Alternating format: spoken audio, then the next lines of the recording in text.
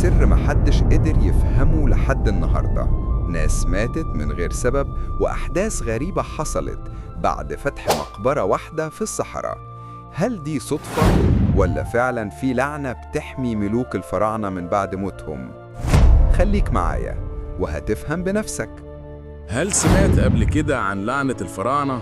الناس كانت بتقول إنها مجرد خرافة، لكن اللي حصل بعد اكتشاف مقبرة توت عنخ آمون سنة 1922 خلى العالم كله يعيد التفكير. أول ما المقبرة اتفتحت الجو اتغير فجأة، ريحة غريبة مالية المكان ووشوش سمعوها من جوه التابوت، وبعدها بدأت المصايب واحدة ورا التانية.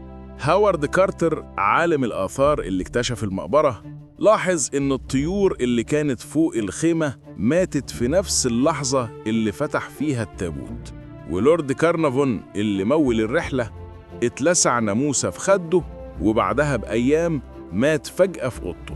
والأنوار في القاهرة كلها اتقطعت في نفس الدقيقة اللي مات فيها، ومن يومها أي حد حاول يقرب من المقبرة أو ياخد قطعة منها كان بينتهي نهايته غامضة.